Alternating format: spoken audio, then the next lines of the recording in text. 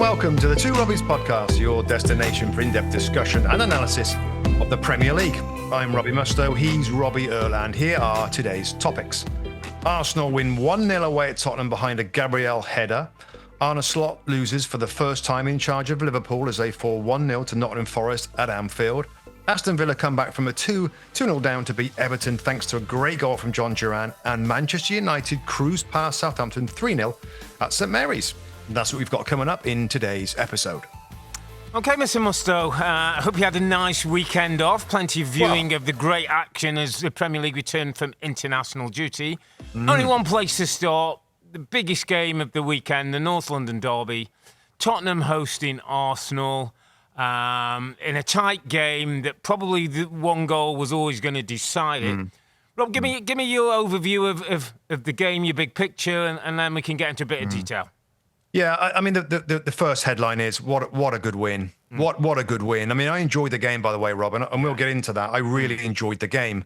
But strong from Arsenal. Without Rice and Odegaard, I thought Odegaard, and I've said this before, Rob, is the most important player for Arsenal, in my opinion, because he can play that ball. He keeps the ball great. He plays those penetrating passes in behind lines. He's such a great player. And it was kind of okay the way that the game flowed. Spurs, the way they set up, and Arteta talked about it afterwards, Robin, in the interview, they are so geared to dominate possession that really, unless you are extraordinary on the ball, and I guess Man City tick that, but even then, Spurs are going to possess it because there's so many options ahead of the ball.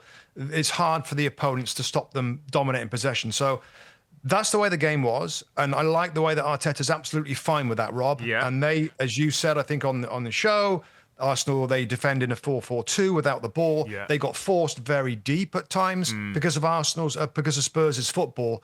But really, I mean, Spurs had a few chances, Rob, throughout the game. But my goodness, the stars of the show were the centre-backs, I thought, for Arsenal. The midfield players are protected really well. And, you know, the scenes at the end with the victory. I mean, as Postecoglou said, Rob, and we'll get into him a little bit, there wasn't much in it.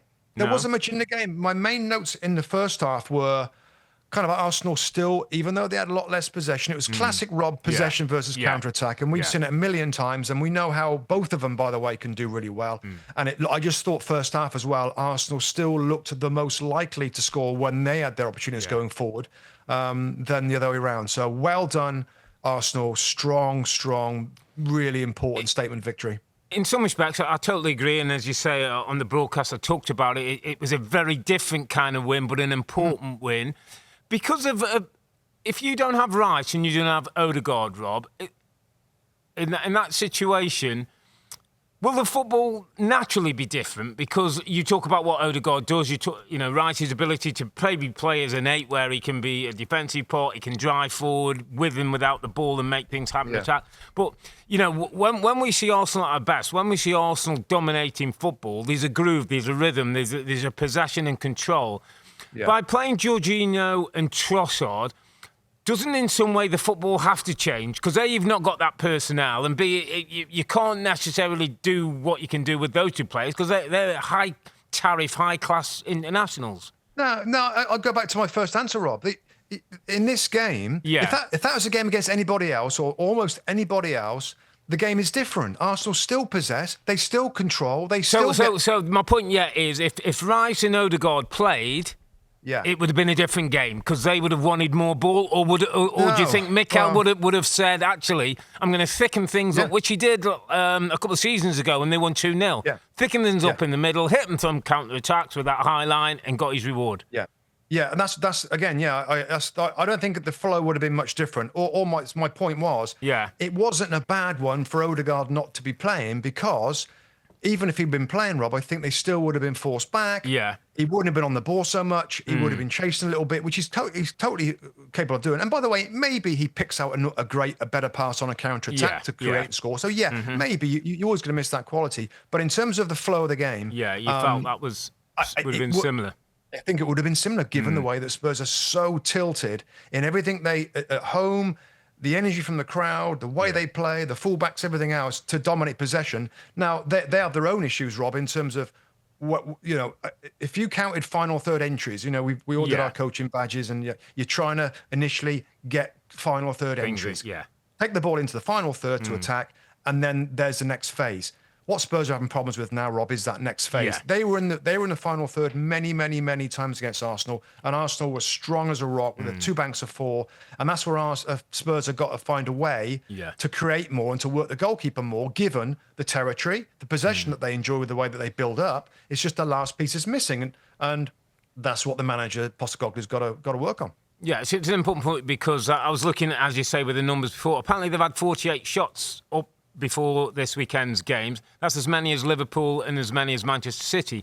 So they were getting to a certain point, apparently, like not creating quite as much, not getting big chances, not putting them away, which you say, but the possession, part of the possession, Rob, and again, you've maybe answered it before, but I almost felt that Mikel was set up to almost let them have possession, let them feel reasonably kind, like, it's okay that you've got more ball than us. It wasn't a worry to Arsenal. I don't think they tried to steal the ball back and get it more. I kind of thought they allowed Spurs the possession that they had, knowing what they were trying to do. Yeah, I think given the strength of their defensive team is, Rob, and last year we knew they were the best defensive side. The back four, I got to say, you're in timber, Rob. I think makes them better. Yeah. I think he's stronger defensively certainly than Zinchenko. And he's really good going forward. He made some really nice little... He tends to stay a little wider, I think, for the most part as a fullback. But he slotted the ball down the outside for Martinelli a few times. He is for me, he makes their 11 better by playing at left back. Were you surprised at all with the players that started? Jorginho came in, was probably expected. Trossard playing in the hole, Martinelli on that left-hand side. There's a lot of talk about Sterling, Rob. Many were suggesting that he might have started. I was with you. I didn't think he would start. In fact, he would come onto the game. Thought Martinelli's pace against Porro was always going to be a threat, although his final product wasn't great today, Martinelli. But I thought his pace and his ability just to run beyond Porro was something that stretched Spurs a little bit. Yeah. I think Arteta got it absolutely right, Rob. He also managed to get some minutes for Jesus. He managed to get some time for Raheem Sterling that, we heard on the broadcast has been looking great in training. And why wouldn't he be? He's working with the manager in Arteta that he's worked with before, and chomping at the bit for a new challenge. So that's good for Arsenal. It's going to be a very interesting and a good bit of business to bring into the football club, Rob. But on Arsenal's point of view, just well done. And we've seen this before, Rob. This isn't something different. We've seen this side of Arsenal now that we've said things like, that's it. A couple of years ago, they remember they used to get rolled over a little bit, Rob. Remember Liverpool and a couple of others that rolled them over a little bit. That's different now. They're so physical. They're so strong. They're so determined. They've learned so many lessons. And even though, again, they got forced back into playing a game and Arteta said it afterwards, that he'd rather have more of the ball, Rob. Yeah, of course he would. But in some ways, the structure that the Spurs play with, you have to play in that way. And they did it. And they came out on top. And they got their set-piece goal again, that they're so good at doing. Well, I just want to go back to that, the set-piece goal a little bit, because we've talked about Nicolas Jovet, the set-piece coach. You almost get the sense when Arsenal have a corner, Rob, it almost feels like, in a strange way, like a penalty. Like they feel that they've got a chance of scoring or hitting. And we've watched plenty of videos or plenty of replays, different angles of the goal. How they work to set the three-man block up across it's almost like they put a wall across the line of the goalkeeper. So the goalkeeper can't come. Now, the ball's going to come in the 6-yard box. And because of that, if they get one of them free, whether it's Gabriel, whether it's Saliba, whether it's Rice when he's playing or White, somebody usually gets a free-ish header around the 6-yard box. This time it's Gabriel. This time it finds the back of the net. But that work done on the training ground, that belief now, Rob, in the set pieces is another dimension for Arsenal to rely on. And the day when their football wasn't as great and their possession wasn't as high as they wanted, every time they got a corner kick, it was like there was a spring in their step. Well, listen, I can nowhere near compare my experience in some ways, Rob, but we had a little period of time when we were doing really well at Middlesbrough from set pieces and corners. And it's incredible when the ball goes wide and you're like a corner, the centre-backs are buzzing to get up there. I'm excited to be on the edge of the box. I'm ready for, I know what we've got planned at set pieces. So it really does give you a boost. I mean, the only thing I would say, Rob, on that, and I think there was a difference of opinion, which I found really interesting, actually, because Lee Dixon in commentary, Rob, kind of blamed Vicario a lot. It was quite strong that he could have done more the keeper should to do get more, to the ball. Really strong on it. And then, of course, Tim at the end of the game, or at half-time, he broke it down. At the end of the game, he sort of said, "Well, I don't think he could have got through there."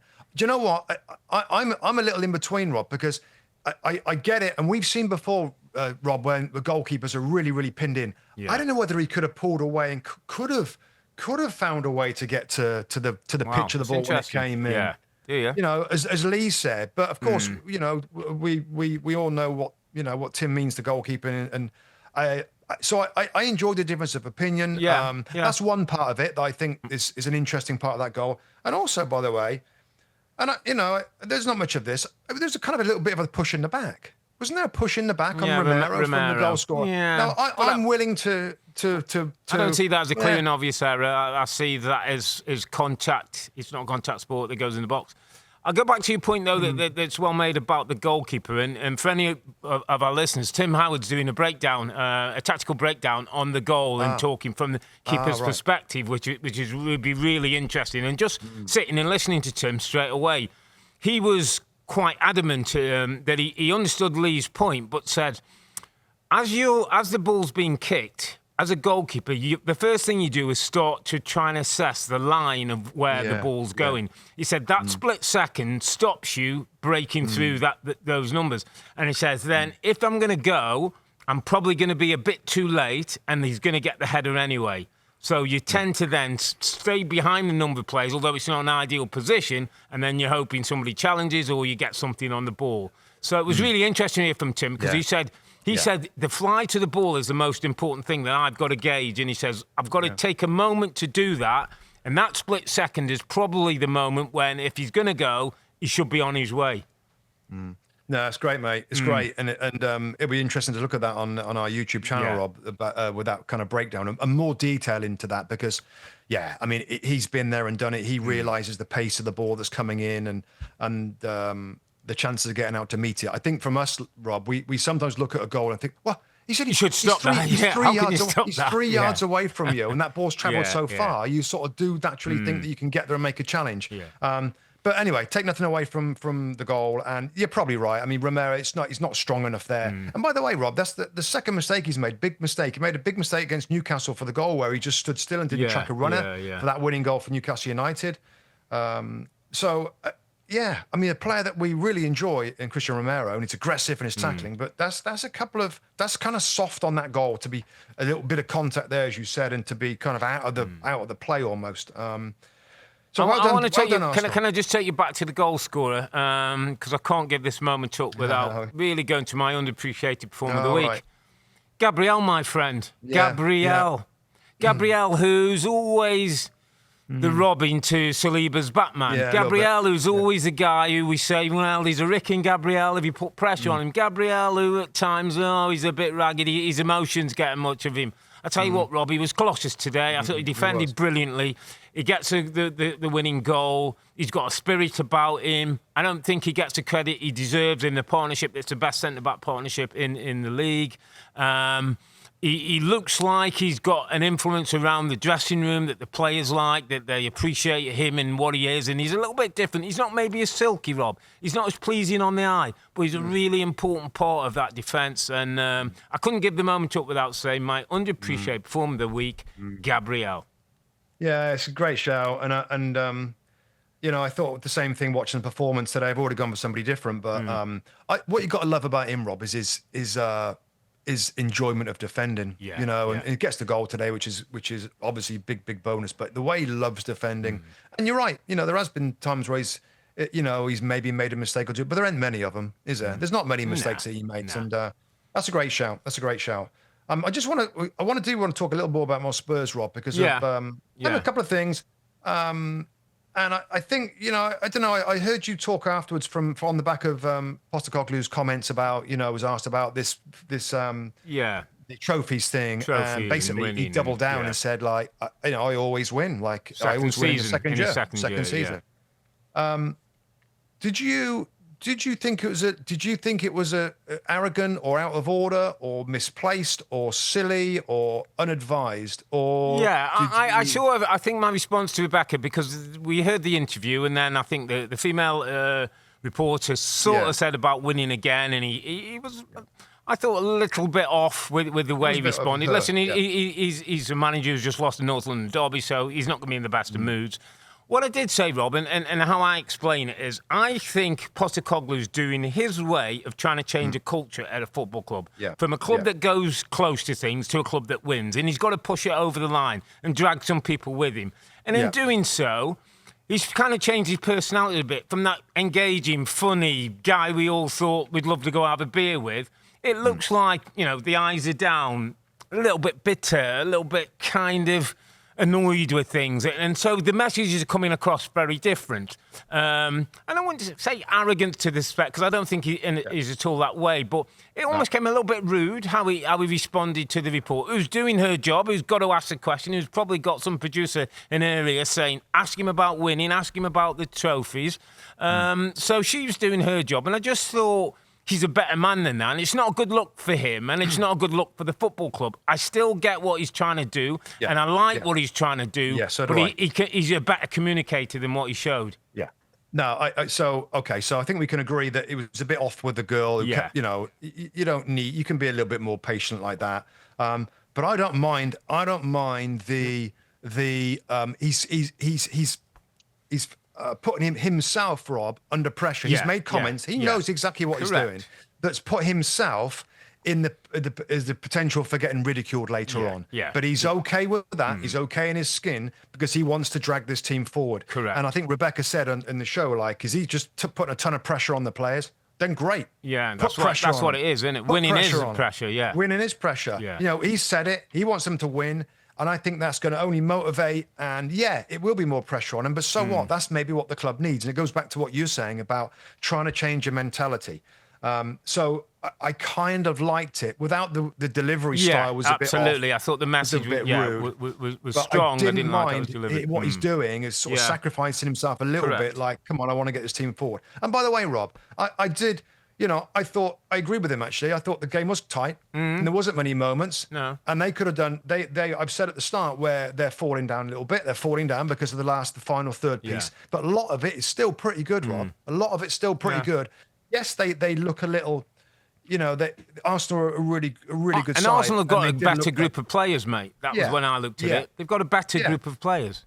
They have, and they of course when they counterattack, they look more like scoring than Spurs did. But all I'm saying, Rob, is that I'm not going to be one jumping on his back. No. And the style's got to change. This has got to change. That's got to change. Why is he saying this? Why is he saying that? I think he's made very good and many changes to that squad. That the average age is down. A lot of players that weren't his fit. He's got rid of so many, Rob, over this last couple of windows. Yeah. And I think it's going to take a little bit of time. But I kind of like what he's trying to do. And if that final third, they figure that out, or whether it's Solanke that finds some form or whatever it is, maybe a bit more from Maddison, Rob, disappoint me a little bit. Yeah, I still kind of, accept and believe in what he's doing, and that it does take time. Arsenal, Klopp's Liverpool, Pep's Man City, they all take time to build and to get better, to win things. So I thought it was a good game, and I thought Arsenal deserved it. But Spurs, they're still on the right path, in my opinion. Yeah, absolutely. Arsenal get the points. Important win for Arteta and his team ahead of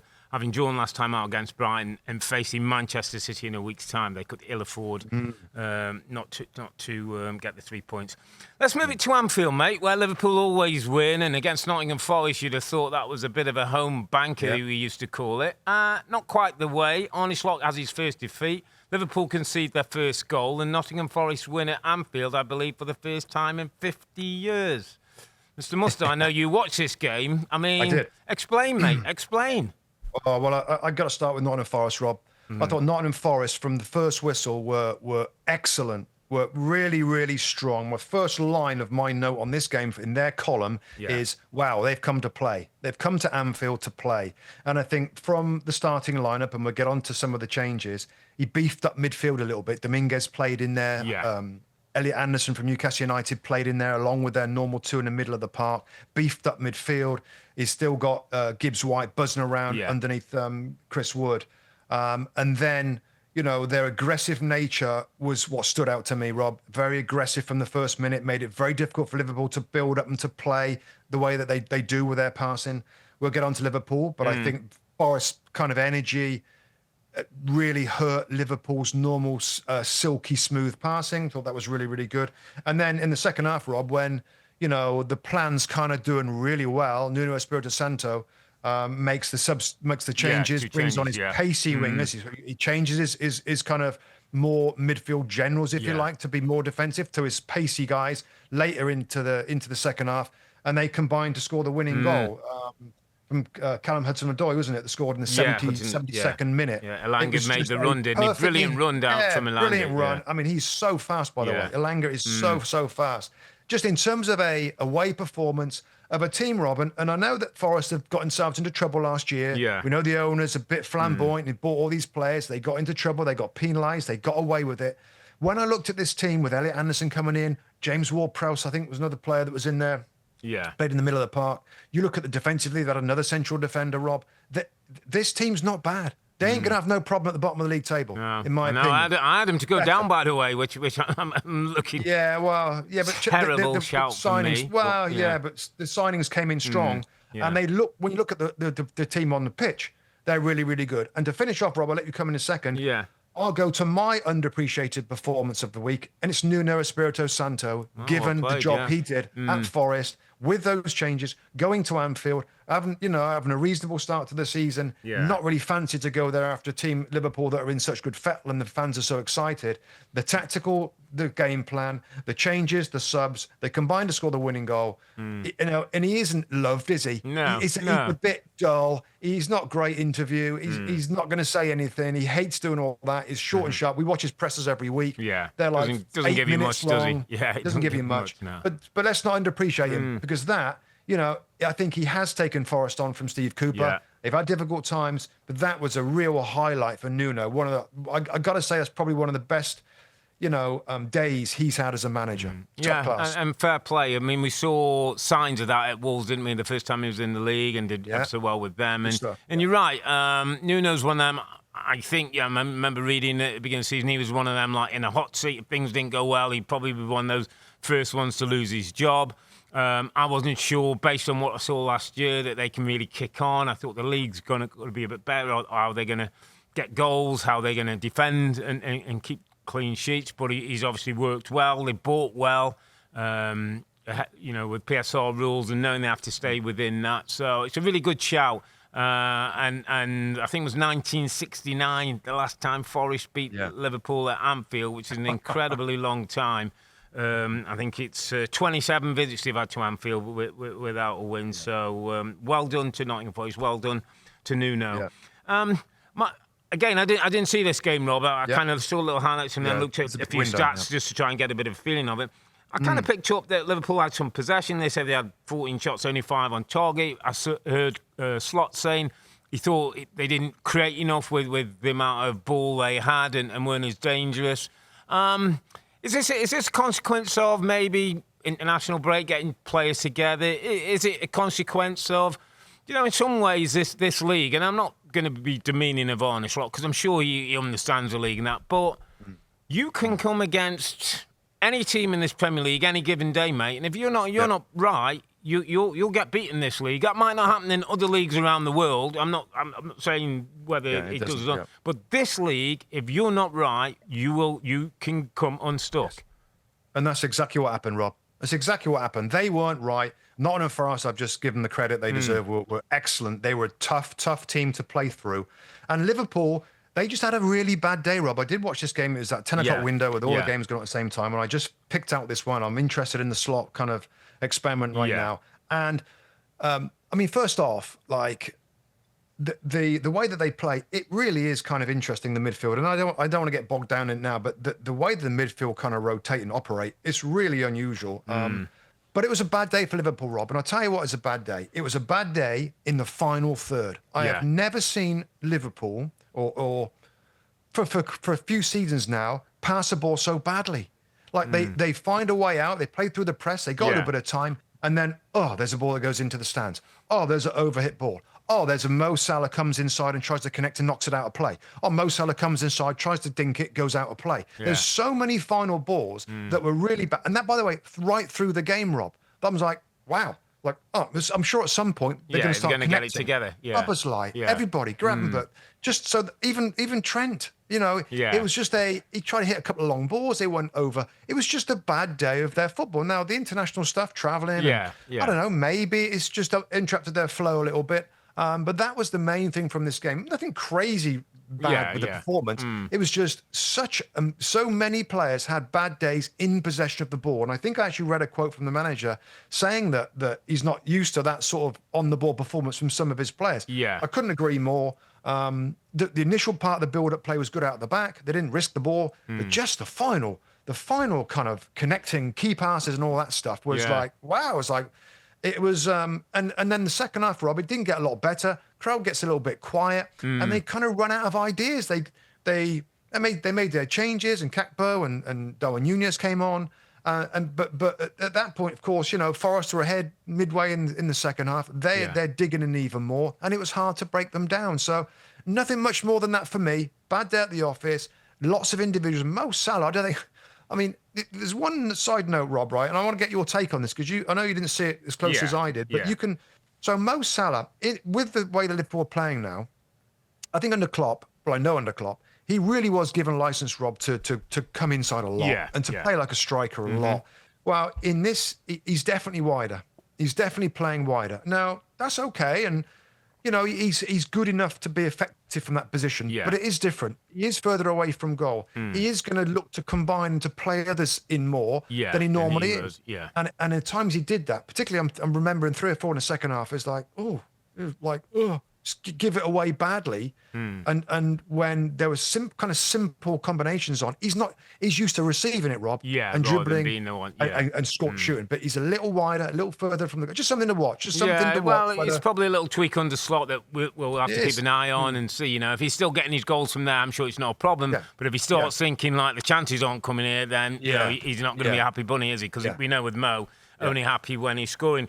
Just interested, Rob, just moving quickly forward with Liverpool. Yeah. Got a massive weekend back in Champions League, AC Milan away on Tuesday. They're at home to Bournemouth, I think, the following weekend. And then I read somewhere, again, the numbers might be, but I think it's 7 matches in the next 22 days, which is going to be a real test for this squad and this group and this manager. Knowing European football, knowing how Premier League is, and if you're not right against Nottingham Forest, you're going to come unstuck. So there's going to be other teams along the route. Is this now, this next month, 6 weeks, a bit of a different challenge for Arne Slot? The first 3 games, the clean sheets and that. Now we're into the meat, aren't we? We've kicked off now. We're properly into it. 7 games and 22 days for a successful club is going to be a challenge for the team and the new manager.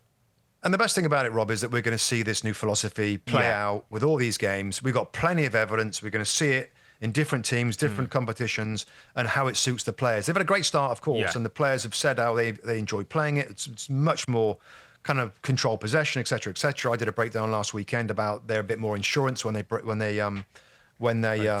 the ball away. So I think so. It ain't going to be plain sailing, and there is going to be some wrinkles. This is the first one Arne Slot's had. I'm putting it down to individually really poor decisions and play on the ball. We'll get more kind of confirmation of that, Rob, or whether it's something different. I mean, the last thing I'll say on this is that, I know it doesn't seem very much, but the pace of football, when it's a little slower and more controlled and more certain with the passing, that changes a lot. That changes a lot the way that the opponents can get behind the ball. If it's a little slower, they got time to retreat. We just saw it before with Arsenal and how they did it against Tottenham, and it's different. It's a different kind of skill that Liverpool need to show to find ways through. Of course, De Bruyne can do it. Bernardo Silva can do it for Man City. Odegaard is brilliant for doing it for Arsenal. Who's going to be the Liverpool midfield player that's going to connect and is going to just make those passes in between defenders to get players in behind? It's a little different. And as you said, the next 7 or 8 games, we're going to find out whether that is a problem or whether they'll adjust to it and do well. OK, my friend, let's move it to Villa Park. Exciting place to watch your football right now. Plenty of goals, plenty of incident. Aston Villa 2-0 down. Half-time end up winning the game 3-2 against an Everton team that have lost a 2-0 lead now twice on the run. Lots of talk, Rob, about Villa, similarly with Liverpool, with Champions League coming up and Premier League, how they're going to contend with that. Is the squad deep enough? Yeah. Is the squad big enough? Let's start with this game first. Everton get themselves 2-0 up, courtesy of McNeil and Calvert-Lewin goals. But for the second week running, mate, they don't hold on to that lead. A bit of credit to Villa. But not good signs for Everton and Sean Dyche giving up goals in a manner that's not normal Sean Dyche-esque. Yeah, a couple of things on this, Rob. And I know exactly where Everton are on the league table. I know what sort of start they've had. Yeah. But I'm going to say this, right? I'm going to say that Everton, they're a different team going forward now. They look a lot more dangerous going forward. Dwight McNeil is not playing on the left. He's playing as a number 10. He's playing in behind, and I think he's enjoying it. He's assisted and scored in this goal. Yeah. You've got Njai that's playing on the left-hand side. Adds a different dimension. Yeah, absolutely lively, Everton, and they've scored goals now. They look more likely going forward than I've seen under Sean Dyche, okay? So that side of it I like. They desperately need Jared Brentford fit again, Robbie Earle. Because does he make that big a difference, mate? He makes that big a difference. Does he plug that them 3 goals going in, or?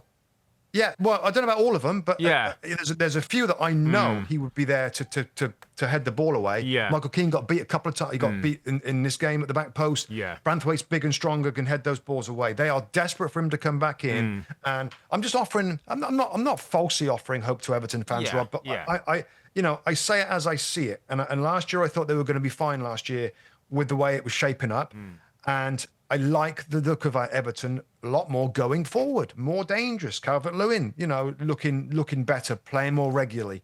And with the way that the midfield's, I like it better. But yeah, of course, going 2-0 up and losing the last 2 games is a disaster defensively. But come on, let's not think that's going to happen every week, because it's not, particularly under Sean Dyche. Branthwaite back will make a big difference there.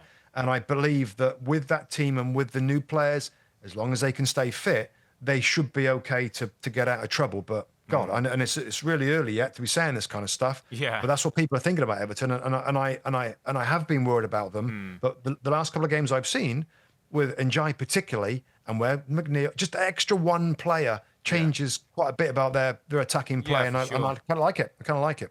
Away from home next week against Leicester, which becomes a big game, because sooner or later, despite whatever we think, you need to get a few points on the board, just to appease fans and the feeling around the dressing room, etc.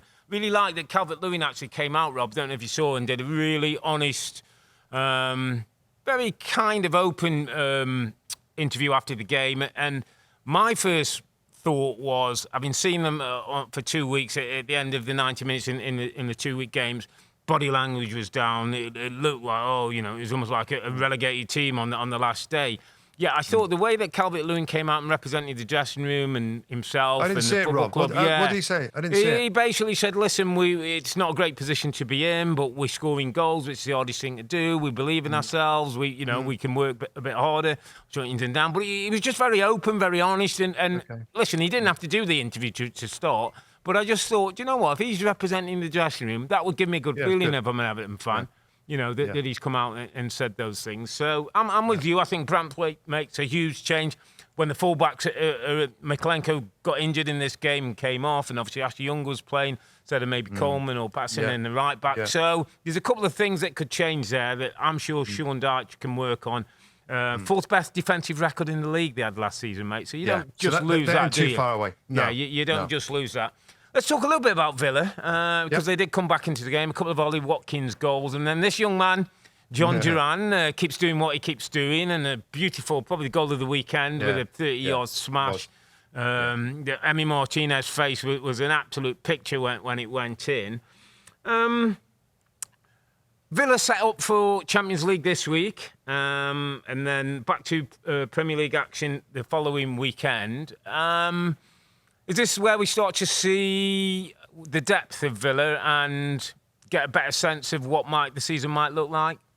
Yeah, I mean, I think we've had a little look at the depth, Rob, haven't we? With watching their games and seeing the subs and what they do when they come onto the field and the impact that they've had. there's plenty of them. There's some more that we haven't seen too much of yet, which I think are going to be good for Villa as well in terms of these games. So we are going to see it, and this is the challenge, and this is why this is kind of now a little run where I'm like, God, it's got to be difficult when you're playing at that level. I think it's Young Boys, isn't it, on Tuesday? Young Boys, Young Boys away. So we're going to see it now. And fair play, these comebacks are amazing. And John Duran, Rob, I mean, who was it? Was it the manager or somebody said that? I think it's one of his teammates said that he could be one of the best. Emi Martinez. Emi Martinez says if he keeps his feet on the ground and works hard, he could be one of the best strikers in the Premier League. He said, didn't he? Is there a time, Rob? Because Tim asked me this. We were sitting there, and he said, Does Duran at some point start getting itchy feet? And I said, I don't think so. I think he's at the right club. He's playing Champions League. He's going to get his moments. And he said, is there a chance that could Unai find a system that could get them both in the team, Watkins and Duran? I think that would be difficult. Yeah, the way they play, the way they set up. Yeah, they're two such effective central players. Yeah. So you're going to have to play 4-4-2. Would Watkins go wider, maybe? Maybe, but that's not good for him either, is it? So again, all these games coming up, Rob, I'm sure they're going to get plenty of game time, and there will be games where Watkins has to sit on the bench, and it might be the next league game. Pick up injuries, example. Rob, can't they? You can pick up a knock or something that you miss a couple of weeks, and then Duran goes in, and you see how he does. A lot of it depends on the attitude of John Duran, Rob. You know how he is around the place, around the training ground. Is he on the bench again? Is he on the bench? Is he a sulker? Is he get frustrated, or is he thinking it's only a matter of time before I prove myself here, or? I would sense he looks like the right type, doesn't he? He looks like he wants to come on and show what he can do, and that's great. And he's a young man. And right now, Rob, I think he's in a great place. I think he's got a great manager who's going to develop him and be a better footballer. Yeah, he's got to trust the manager. Yeah, and trust and wait for his time, and you never know what comes along. So another good win for Villa ahead of that Champions League. Yeah, they're in good shape heading into Europe, and it's exciting times for the football club. Okay, let's go to St Mary's. It was the first game of the weekend, Southampton against Manchester United. Southampton, one of only two teams without a point. Manchester United coming off back-to-back defeats, that poor defeat against Liverpool. I think Rebecca asked me at the start of the day, what's most important, the performance or the result? And I said, result every day, every week, right where they are. Listen, performances can come. They did get the result. They got 3 goals. It was, I wouldn't say comfortable, but it was United without too many dramas, I think, against this Southampton team that faded away and down to 10 men in the end. But a good 3 points for Eric Ten Hag and a good 3 points for Manchester United. And you kind of feel like just winning some games and getting a bit of confidence and a bit of momentum is where United are right now. Yeah, I know it wasn't brilliant, particularly in the first half, but there's still moments, but I'm saying different. I'm not talking about the moments where they've had before last season where somebody will come inside and bang in the top corner. There's moments in games where the combination play and the link-up play is quite good. Is really good. And I thought Joshua Zirkzee is interesting. I think he's still young. I think he's only 23 or something. It's going to take a little bit of time. But I thought he had a good game, Rob. I thought he had a good game. He holds the ball up well. He had a chance. He had a sitter he should have scored. He had a couple of big chances. We saw Ericsson come into midfield. De Ligt get his goal after a difficult international break where he was getting hammered a little bit in terms of his performance for the national team, which is not ideal. But I've said it now for a few weeks with Eric Ten Hag in this particular phase of his career. There is that with these players that have been brought in that I think most people like, and I think they could be really useful. We saw Agate play. He came on, got some late minutes in the game. He's going to be different in midfield for them. I just think it's going to be a little bit of a slow burner. I'm not going to be reacting strongly over the next few weeks as I see this team evolving, because it is evolving. It's very different. Ahmad came back in for Garnacho. Rashford gets his goal. He's still under pressure for me, in my opinion, for Garnacho to play on that side. But, with the midfield getting beefed up a little bit now, Mainoo's going to get better. The defensive line, 3 of the 4, is going to be different. Zirkzee offers something a little bit different. Rasmus Højlund's to come back into the side as well. Luke Shaw is a really good left back. So, it's a positive result, of course, but there's other signs in there that I kind of liked in terms of how they're gelling together and few moments of combination passes that look, that looks pretty good. So I just think there's signs there that there's something better, and it probably is as these new signings get integrated, Rob, and find their feet, and the younger players get a few more games, it is going to be about these. Mazraoui's fitted in lovely, Rob, isn't it? Yeah, it looks back. so much better. Yeah. So I kind of positive. I thought it was not just obviously a good result 3-0. Southampton are doing their thing at the moment and they're finding it difficult. Yeah. But I thought United were improving in the game. Yeah, and I agree with. I think Bex asked me again during the day about Ten Hag and his position and must they win, and I said I think we've got to stop thinking week by week and trying to make decisions on Manchester United. I get the sense that this ownership group is going to give this guy time, and so they're going to lose a couple of games. And I don't think Ronaldo came out last week, didn't he, with the big opinions about what they should do, and everybody in the press has got their opinions and whatever, and trying to have a dig. And this guy's going to be given time, and quite rightly, I think he's going to give him time to integrate all the players that he bought, players he wants. I think there's going to be time to get the system and style of play that they want. And I think there'll be time. I almost feel like Eric Ten Hag should be almost feeling as comfortable as he has for Manchester United, because they're not going to hire and fire in a way that others might. Or if they wanted to get rid of him, they could have done.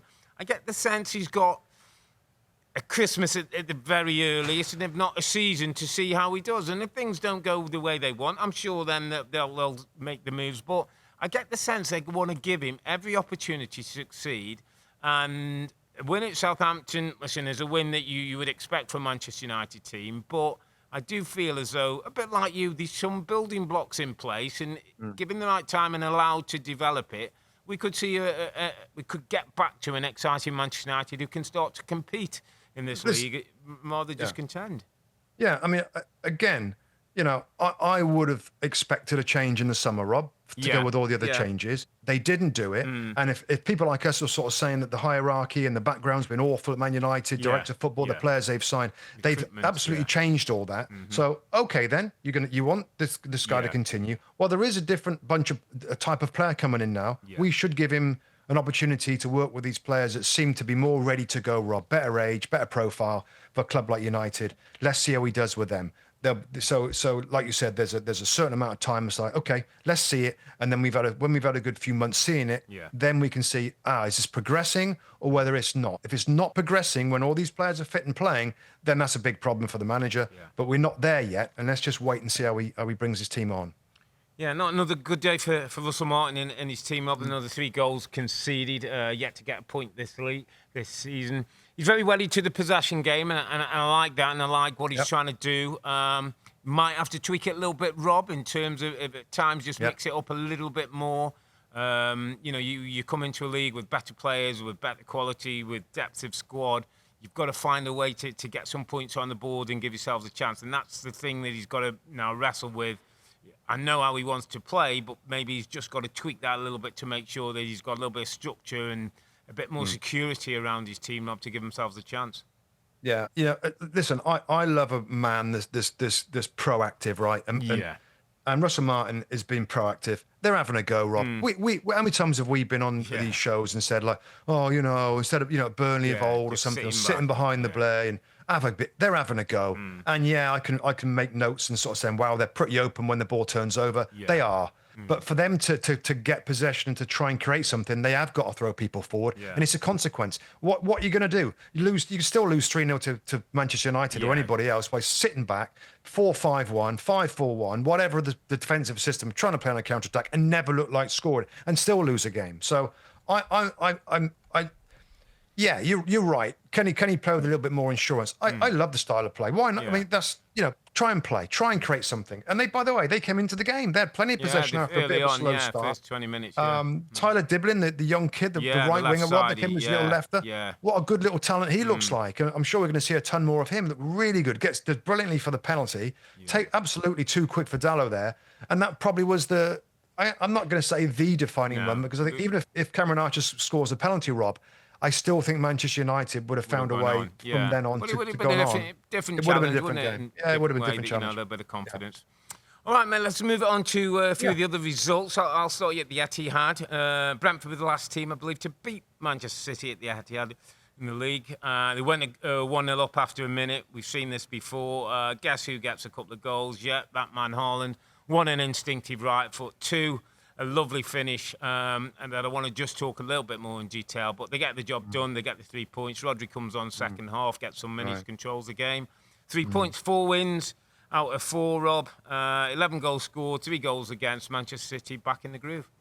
Yeah, they're in the groove, and this is in that window. So I was watching the Liverpool game when this was going on. Yeah. It's funny because of course I'm watching the game, and I've got I've got other games like the scores coming up, and it's like 2-1. I'm like, who's it? I look at the it's Haaland. Oh, there he is. He's got another one. Yeah. It's it's quite remarkable, and there will be times, Rob, when we'll be saying things like, well, he only touched the ball 7 times, and the stick that he gets is certain. Yeah, it doesn't really matter, and it's a period of time that you.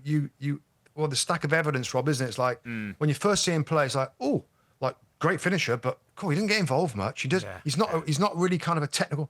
Well, yeah, okay, but oh yeah, all right. Well, that's and you kind of see where his value lies, and he's in. I just think he's in superb nick, Rob. Really, I know there was a bit of a doubt about his mental health going in with his family friend who'd passed, and I think on Friday he went to Pep and says, "I'm okay mentally, physically, I want to play."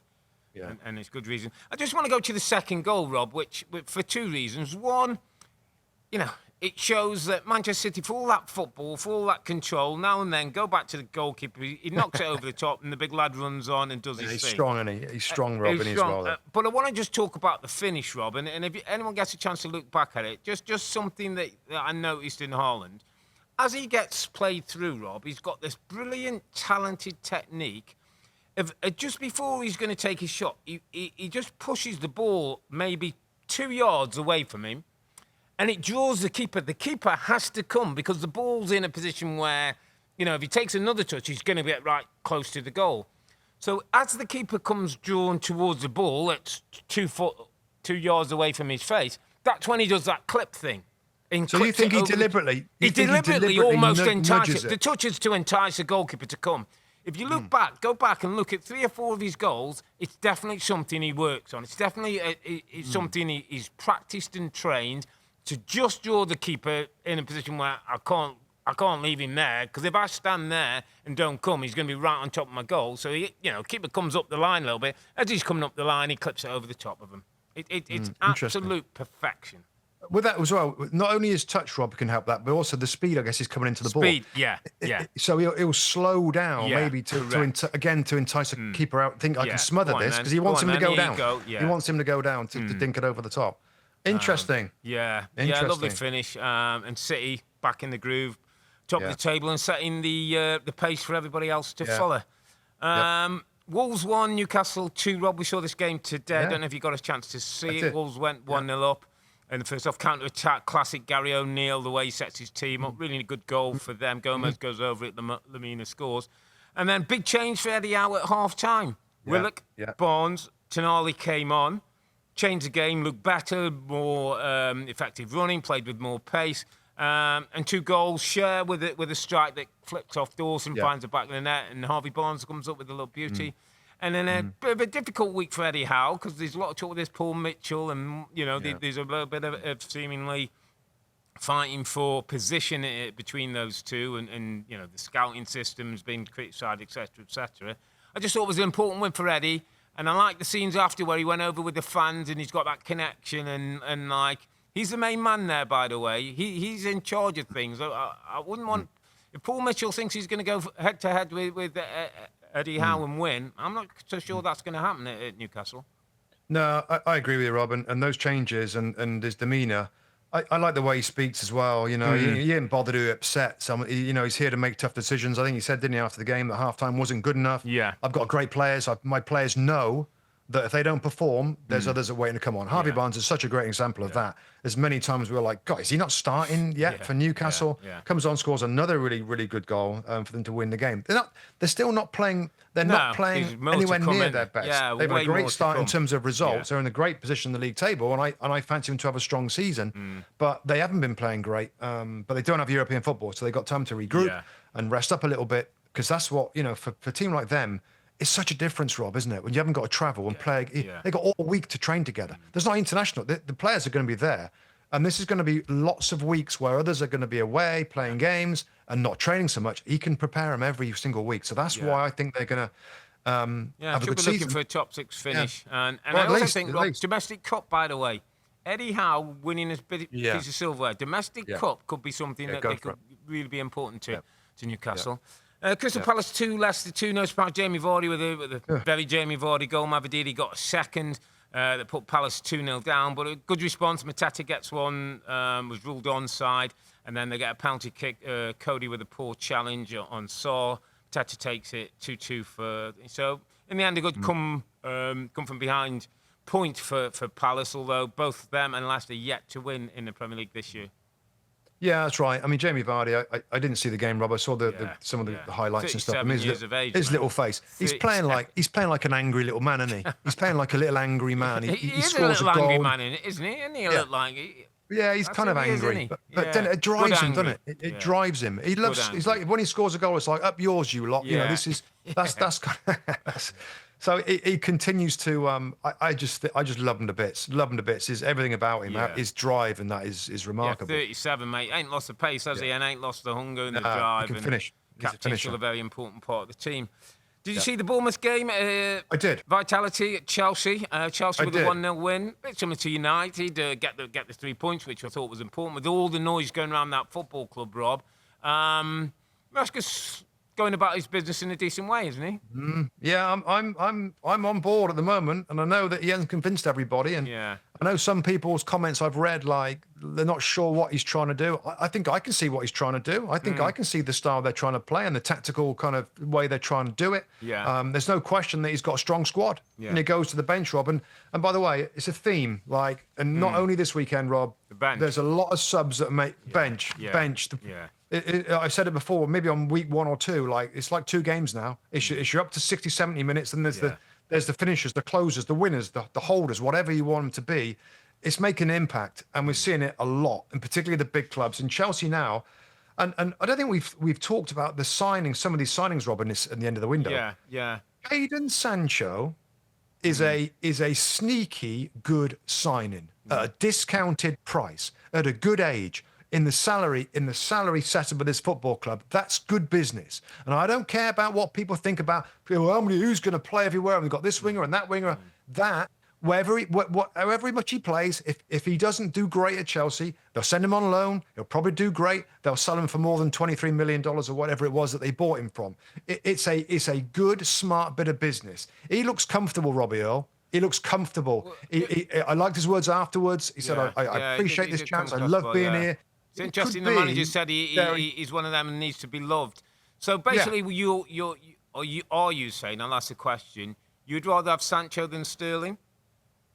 Well, given the profile of the club and where it wants to go, it's a bet. I know that it's just a different situation, Rob, isn't it? And listen, do I think Sterling's he's a winner and but longer term and is an investment, because Chelsea is an investment business. It's a player investment business. But not just the investment with Jadon Sancho. I don't mean that just going to to sell him on. It could be really good for them. It could be really good for them in a different way that Pedro Neto, and he looked comfortable on that left-hand side. When he's confident and he's comfortable, and the manager likes him, and he's in a team, by the way, not like a Man United team that wasn't possession dominated. When he's in a team that has the ball a lot, he can do damage. He helped involve, wasn't an amazing ball, but he's involved in the ball through to Nkuku, another sub that come off the bench to win the game for them. So that was my main kind of thought: is these subs and Chelsea's squad, and and the football they're playing. I thought it was a funny pitch, by the way. I don't know if it's my TV. It looked like a bit bobbly or not. It didn't look very good, and it was. Bournemouth were aggressive. They were aggressive in the game, and it wasn't easy for Chelsea. And fair play to them. They are work in progress. Yeah, they are learning as they go along, and as is the manager. And I just think we've got to stop criticising it all the time. Listen, what's going off the pitch is off the pitch. It's different. Yeah, it's different. It's different, and different can be okay. Doesn't mean it's going to be wrong. Let's see where different goes. So I'm with you. Good win, good 3 points on the road, and just starting to get, hopefully for him, a little bit of momentum and a bit of spirit amongst that group. It's one of those results, Rob, that I thought, if you're a Chelsea player, can be a reference for you. During a game when things aren't going well. Remember Bournemouth? We went, hang in there. Our goal will come, our chance will come, and this young group, it's a very young group of players, mate. They've got 4, 5, 6 years of growing together. It could make, there could be something there. So let's just wait and see. There's one concern with the way they're doing things, Rob. And I think we're both on the same page a little bit about it being different doesn't mean it's not right. Yeah. I think we would be concerned of those players that are not playing in the first 20 that are still at the club. Now, I think in the ideal world for Chelsea, he gets his 25 and then they go on loan. Like that, yeah. Yeah. So is that a toxic little group of players that are still there? They're limbo, not in the squad. They didn't get a chance to go on loan because I'm sure Chelsea, if you're not involved, let's get you some loan time. That's the only concern with what they're doing. Is there's so many players there that are training at different times. That's kind of weird and different, and potentially troublesome. But that's other than that, let's see with the young players if they grow to be as good as what the scouts think. And just finally, Rob, I did a little bit digging around on the experience of some of Paul and Stanley and what's the other guy's name? Stuart, isn't it? I can't think of the other director. They've got good these guys have been given around a bit, they've been around it. I can't think of his Ernie Stewart. Is it Ernie Stewart? I think it's Ernie Stewart. Probably got his name wrong, but I think it's Ernie Stewart. And he's been around a little bit. He's got good experience. I think he was in the Red Bull system. Was at Leipzig. Yeah. So him and Paul Winstanley they did the European scene and Winstanley at Brighton with the players that they signed. So these are two guys that obviously have a theory. I would have loved to read the 18-page dossier they gave to the owners saying that Pochettino should be released. I'm like, wow. Wow, I'd love to read that. Isn't it? That is a big call, and two guys were agreed on it. There's an 18-page kind of, file. There you go. I don't know who he gave it to. Clear Lake or Top. Which one? You have to rip it off. Well, Chelsea's lost his USA game, my friend, because over on this side of the pond now with Pochettino and the US men's team, that's going to be interesting. It's going to be great to see that. It's going to be great to see it. A couple of the games I said this week, it was a week of strikers, mate. It was Raul Jimenez getting Fulham 1-0 up, and then last few minutes it was Danny Ings come on. Another sub came on. Lovely touch, good finish. 1-1 for West Ham. Both these teams in a London derby. West facing East.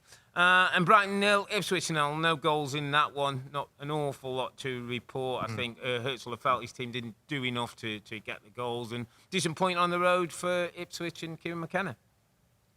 Yeah, I was surprised. I thought Brighton would win that. The way that they've started, the new manager and the options that they've got with the players that they've bought. Didn't see too much of it with a 0-0. With all the other games going on. Didn't see a ton of it, but. It's a decent point for Ipswich, a 0-0, and let's see if it helps them going into next weekend. Okay, Mr. Mustoe. Missed you this weekend, my friend, and next week I will see you in the windy city of Chicago. I know, amazing. FanFest. Amazing. FanFest. Can't wait. FanFest 10, here we come. Absolutely. Should be great. On the return to Premier League action, North London's red as Arsenal win the big game of the weekend. Manchester City keep on winning, courtesy of Earle and Haaland, and Nottingham Forest beat Liverpool at Anfield for the first time in over 50 years. Next week, we're going to try and do that podcast from the FanFest down in Chicago. And the big game is Arsenal face the champions Manchester City at the Etihad, a game with title consequences. That's 9 a.m.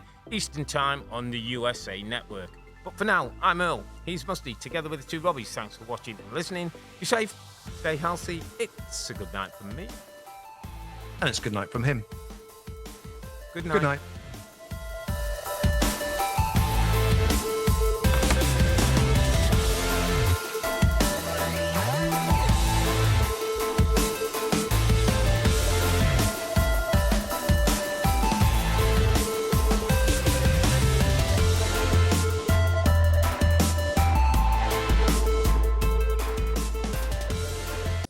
Hi there, I'm Rebecca Lowe, studio host of NBC's coverage of the Premier League. Don't forget to hit subscribe to watch more videos all season long. And if you want even more Premier League content, from original series to live matches, head over to Peacock.